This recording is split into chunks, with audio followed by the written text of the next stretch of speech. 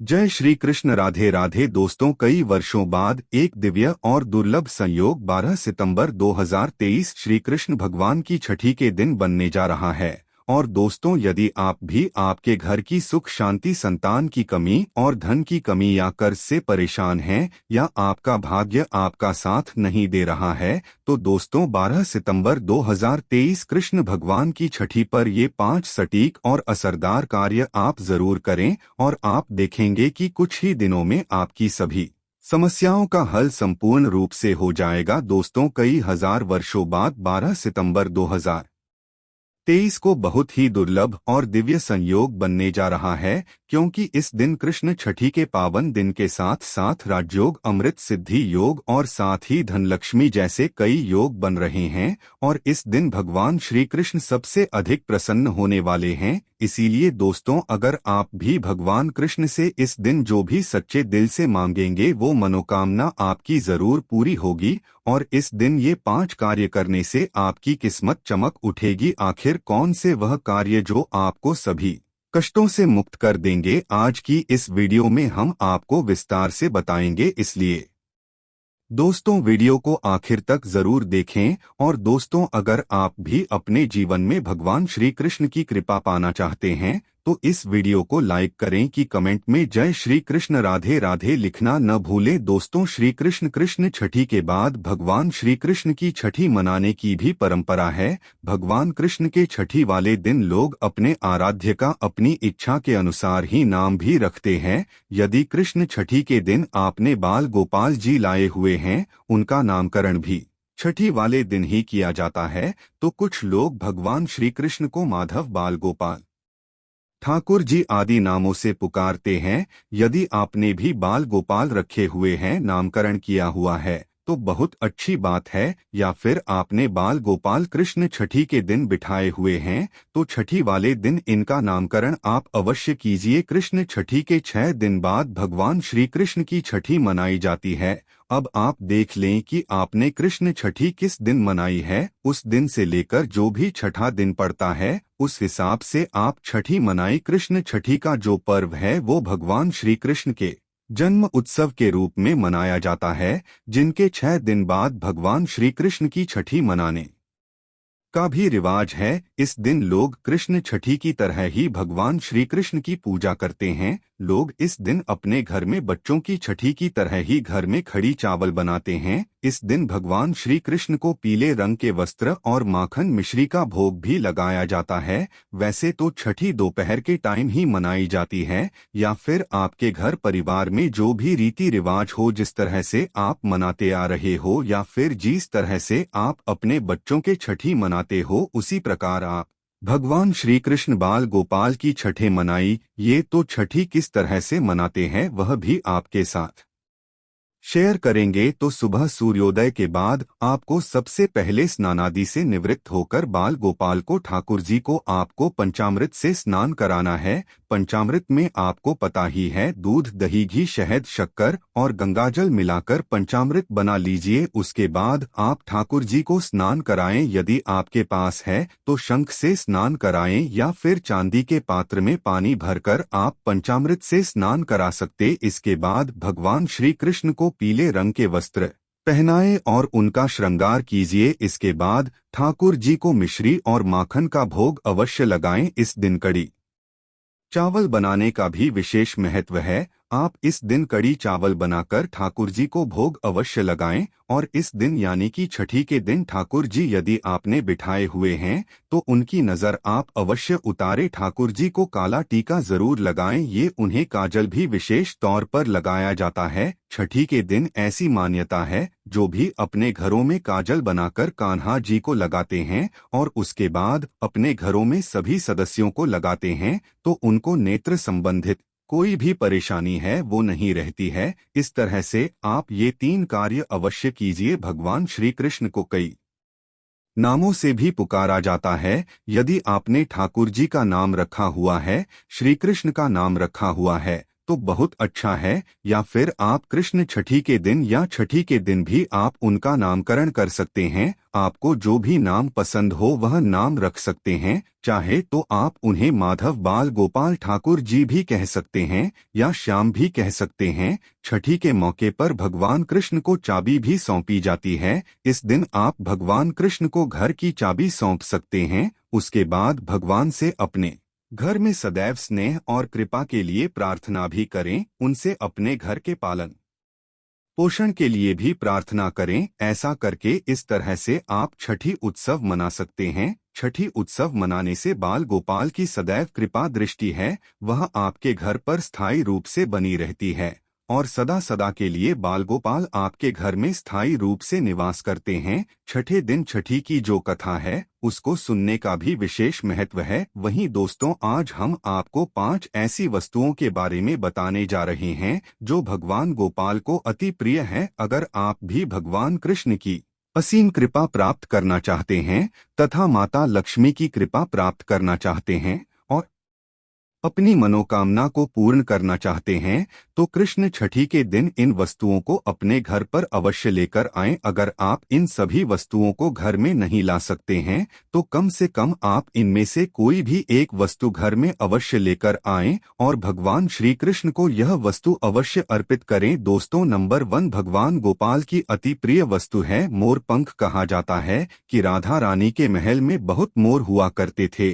जब वह भगवान श्री कृष्ण की बांसुरी की धुन पर नृत्य करते थे तो उनके साथ में मोर भी नाचा करते थे। एक दिन किसी मोर का पंख जमीन पर गिर गया, जिसे तुरंत उठाकर भगवान श्री कृष्ण ने अपने मस्तक पर सजा लिया। भगवान कृष्ण के मस्तक पर सजा मोर पंख राधा रानी के प्रेम की निशानी मानी जाती है। इसीलिए भगवान गोपाल के जन्म उत्सव की पूजा में मोर पंखों से उनकी हवा किए जाने का चलन है। इसीलिए कृष्ण छठी पर मोर पंख घर में अवश्य लाना चाहिए। दोस्तों, एक अन्य कथा के अनुसार देवी राधा हर दिन मोर कुटी मंदिर के पास मोरों को दाना देने जाती थी। एक बार जब देवी राधा वहां पहुंची तो वहां पर एक भी मोर नहीं था। राधा रानी उदास हो गई। कान्हा ने देवी राधा को प्रसन्न करने के ये स्वयं मोर रूप धारण कर लिया और वहां पहुंच गए। राधा रानी कान्हा का यह रूप देखकर बहुत प्रसन्न हुई। दोस्तों, मोर कुटी मंदिर में मोर रूप में आज भी राधा कृष्ण की पूजा होती है।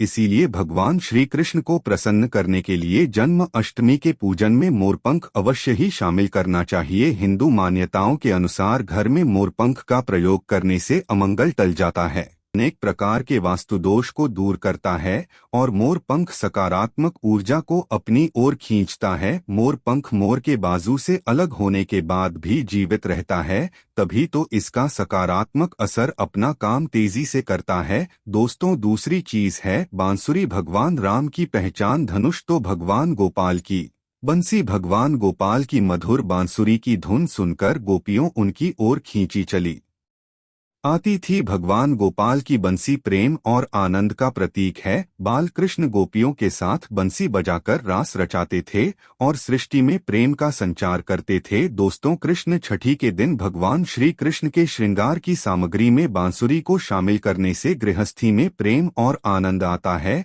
भगवान कृष्ण को बांसुरी अर्पित करने के साथ ही आप अपने घर में बांसुरी को अवश्य ही लाएं। दोस्तों, माना जाता है कि जहां कहीं भी वास्तु दोष हो वहां बांसुरी लगाने से वास्तु दोष दूर हो जाता है। लेकिन ध्यान देना जरूरी है कि बांसुरी कभी भी सीधे नहीं लगानी चाहिए, बल्कि इसे हमेशा तिरछा लगाने से लाभ मिलता है। साथ ही बांसुरी का मुंह हमेशा नीचे रहना चाहिए। इसके अलावा दाम्पत्य जीवन में तनाव या फिर कलहपूर्ण वातावरण रहता हो तो सिरहाने में बांसुरी रखकर सोने से बहुत अधिक लाभ मिलता है। दोस्तों, तीसरी चीज है मोर मुकुट। ज्योतिष गणना के अनुसार ऐसा माना जाता है कि भगवान कृष्ण की कुंडली में कालसर्प योग था, इसीलिए वे सदैव अपने मुकुट पर मोर का पंख हमेशा धारण करते थे। मोर और सिर्फ में भीषण शत्रुता होती है, इसीलिए मस्तक पर मोर मुकुट धारण करने से कालसर्प दोष का योग कम होता था। भगवान की पूजा में उन्हें मोर मुकुट पहनाने से काल सर्प दोष का प्रभाव दूर हो जाता है। दोस्तों, चौथी चीज है माखन मिश्री। नंद के लाल गोपाल को माखन अति प्रिय है। कहते हैं जिस रात गोपाल का जन्म हुआ उस रात नंदगाम की गोपियों ने सपने में देखा था कि गोपाल माखन मांग रहे हैं। नंदलाल को माखन इतना प्रिय था कि वह बचपन में गोपियों की मटकी से माखन चुराकर तथा मटकियां तोड़कर माखन खा लिया करते थे, जिसकी वजह से इनका एक नाम माखन चोर भी है। दोस्तों, भगवान के भोग में माखन मिश्री को अवश्य ही शामिल करना चाहिए। प्रेम पूर्वक भगवान गोपाल को माखन मिश्री का भोग लगाने से आरोग्य की प्राप्ति होती है, धन सुख समृद्धि की प्राप्ति होती है, धनलक्ष्मी आपके घर में धन की वर्षा करती है। भगवान गोपाल को माखन मिश्री अर्पित करने से वे शीघ्र ही आपकी सभी इच्छाएं पूर्ण करते हैं। दोस्तों, पांचवी चीज है झूला या फिर पालना। भक्ति भाव के भूखे बाल गोपाल को कृष्ण छठी पर झूला झुलाने की परंपरा चली आ रही है। ये ठीक उसी प्रकार से है जैसे बच्चे के जन्म के बाद उसे पालने में झुलाने से आनंद की प्राप्ति होती है, उसी प्रकार भक्तजन अपने प्रभु के बाल स्वरूप को पालने में झूला कर भक्ति के परम सुख को प्राप्त करते हैं। दोस्तों, भगवान को झूला या पालना भेंट करने से प्रेम और आनंद की प्राप्ति होती है और एक नारी को भगवान गोपाल की तरह ही एक सुंदर पुत्र की प्राप्ति होती है, जो कि ऐसा बालक भगवान गोपाल की तरह ही मनमोहक होता है, सुंदर होता है, आकर्षण से भरा होता है। दोस्तों, छठी चीज है पीले वस्त्र। भगवान के बाल स्वरूप को पंचामृत से स्नान कराने के पश्चात पीले रंग के नए वस्त्र पहनाए जाते हैं। अगर आप भी इस बार कृष्ण छठी का पर्व मनाने वाले हैं तो आप पूजा की सामग्री में पीले रंग के वस्त्रों को अवश्य ही शामिल करें, पीली चीजें अवश्य शामिल करें। भगवान को पीतांबर वस्त्र अति प्रिय है, यह प्रेम और बैरागी के प्रतीक हैं। दोस्तों, सातवीं चीज है गौ। भगवान गोपाल का निवास गौ लोग माना जाता है। गाय भगवान सहचर है। भगवान गोपाल के साथ पूजा में बछड़े के साथ ही गाय की पूजा करना सुख समृद्धि दायक माना जाता है। पुराणों में गाय को धन का प्रतीक माना गया है। भगवान धन रूपी गौ की रक्षा करते हैं। दोस्तों, ज्योतिष शास्त्र के अनुसार गाय के भीतर गुरु ग्रह का वास होता है। यदि यह ग्राहक किसी व्यक्ति की कुंडली में नीच स्थिति में हो तो उसे गाय की सेवा करनी चाहिए। ऐसा करने से वो उस ग्रह की कुपित दृष्टि से बच सकता है। इसके अलावा वास्तुशास्त्र के अनुसार पूजा स्थान अथवा बैठक के कमरे में ईशान कोण में चांदी की गाय और उसका बछड़ा रखने से भाग्य में वृद्धि होती है। इसीलिए आप कृष्ण छठी से पहले ही चांदी की गाय और उसका बछड़ा अपने घर पर अवश्य ही लाएं। अगर आप चांदी का नहीं ला सकते हैं तो आप मिट्टी का ला सकते हैं या फिर आप गाय और बछड़े की तस्वीर लाकर भी ईशान कोण में लगा सकते हैं। दोस्तों, आठवीं ये चीज है गीता की पोथी। भगवान कृष्ण ने महाभारत के युद्ध के दौरान अपने प्रिय शाखा और पांडवों में श्रेष्ठ अर्जुन को गीता का उपदेश दिया था। श्री कृष्ण की वाणी कहते हैं जो मनुष्य को मुक्ति का मार्ग और कर्म पथ पर चलने का ज्ञान देती है। दोस्तों, इसीलिए भगवान की पूजा में गीता की पोथी जरूर रखनी चाहिए और रात में जागरण करते हुए गीता का पाठ हर हाल में अवश्य करना चाहिए। कृष्ण छठी के शुभ अवसर पर भगवान गोपाल की असीम कृपा प्राप्त करने के लिए आप कृष्ण छठी से पूर्व ही इन चीजों को अपने घर पर अवश्य ही लेकर आए और इन्हें भगवान की पूजा में शामिल करें। ऐसा करने से आपको भगवान गोपाल की असीम कृपा प्राप्त होगी, धन लक्ष्मी की कृपा प्राप्त होगी। सभी देवी देवता दोनों हाथों से आपके जीवन में धन की वर्षा करेंगे। तो आइए दोस्तों, अब आपको सुनाते हैं कृष्ण भगवान की छठी से जुड़ी कथा, जिसको सुनने मात्र से ही आपकी सभी तरह की मनोकामनाएं पूर्ण हो जाएगी। पौराणिक कथा के अनुसार जब भगवान श्री कृष्ण की छठी थी तो उस समय भगवान श्री कृष्ण अत्यधिक रो रहे थे। तो कोई कह रहा था कि भगवान श्री कृष्ण को नजर लगी हुई है, कोई कह रहा था कि भगवान श्री कृष्ण को भूख लगी हुई है, यशोदा मैया का दूध उतर नहीं रहा था। इस पर ब्रह्मा जी ने महामाया को कृष्ण जी को चुप कराने को कहा। महामाया गोकुल पहुंच गई और भगवान श्री कृष्ण के सामने कई तरह के नाटक करने लगी। कभी चिड़िया बनकर श्री कृष्ण के सामने आ जाती, कभी चिड़िया बनकर उड़ जाती। इस तरह से श्री कृष्ण खिलखिलाकर हंसने लगे। उसके बाद श्री कृष्ण चुप हो गए, जिसके बाद ब्रह्मा जी ने महामाया को छठी देवी होने का वरदान दिया और कहा कि तुम प्रत्येक घर में छठी देवी के नाम से आदर के साथ पूजी जाओगी। तो ये थी छठी कथा। इस तरह से आप भी छठी महोत्सव मना सकते हैं। आपके घर परिवार में जैसा रीति रिवाज है, जिस तरह से मनाते आ रहे हो, उस तरह से भी आप छठी मनाइए। या फिर यह देख लीजिए कि आपके घर परिवार में पास के मंदिर में जब भी छठी मनाई जा रही हो, उस दिन भी आप छठी मना सकते हैं। यदि आपने बाल गोपाल भी नहीं रखे हुए हैं, जो भी श्री कृष्ण भगवान की प्रतिमा है, फोटो है, उसके सामने जिस तरह से आप कृष्ण छठी पर पूजन करते हैं, उसी विधि विधान के साथ आप पूजा अर्चना कीजिए। और हलवा पूरी खीर जो भी आपने भोग में बनाकर रखा हुआ है, उसी तरह से बाल गोपाल को भोग लगाए। और कान्हा जी की शाम के समय जिस तरह से छठी मनाई जाती है, काजल लगाकर नजर वगैरह है उतारकर नजरिया वगैरह बांधकर उस तरह से मनाए। तो दोस्तों, इस प्रकार कृष्ण कृष्ण छठी की व्रत कथा पूरी हुई। ऐसी मान्यता है कि कृष्ण छठी के दिन कहानी को पढ़ने या सुनने से वृद्धि के सारे पाप धुल जाते हैं, जीवन के हर समस्याओं का समाधान मिलता है, साथ ही भगवान का आशीर्वाद सदैव बना रहता है। इसी के साथ दोस्तों, छठी पूजा के दिन अगर कुछ खास उपाय किए जाएं, तो आपका जीवन सफल हो जाता है। इसलिए आपको ये उपाय जरूर करने चाहिए। दोस्तों, कृष्ण जी की छठी के दिन भगवान श्री कृष्ण को चांदी की बांसुरी अर्पित करें। पूजा के बाद इस बांसुरी को